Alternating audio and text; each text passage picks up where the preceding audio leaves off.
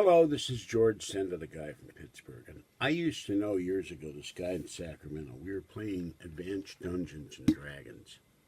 Now, I don't drink much. I'll get drunk on 2 beers, and I'll look at you, and I'll fall on the floor and be in helpless laughter. That's what happens when I get drunk. Or I get a horrible headache the next day. But this guy, and I couldn't believe it, he knocked out 36 Budweisers from about 5 o'clock in the evening till about 2 in the morning. We're playing. He bombed out of his gourd. So Kathy and I, back then, we were living together, and we stick him in our Pinto. We drive to his house, and we see him go into the house. We figure, okay, he's all right. We waited for him to go inside, and he's okay. He's going to go to bed and sleep it off, whatever. Then we find out the next day that he came out again, climbed a tree, thought he could fly, and broke his leg. He fell out of the tree. But there's more to this story. This guy goes into the Navy a few months later. I guess the courts, maybe he got stopped for DUI, and the courts were tired of seeing him.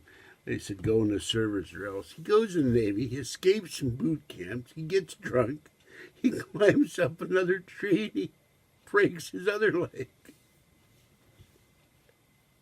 Oh my God, they kicked him out of the Navy. So I'm thinking, you got to be pretty bad to be so smashed, you don't know where you are, you know what you're doing, you think you can fly. Well, in Florida, there's a story, it's all over the place. This guy, he's on Xanax and another drug, and he pulls up to a Bank of America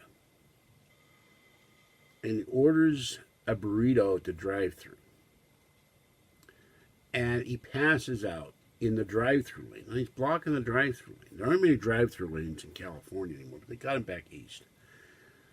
So the manager comes out, the workers come out, they're banging on his car to wake him up, and he wakes up and the manager says this ain't a Taco Bell. So he drives to the front parking lot. The people, the manager calls the cops, and the cops show up.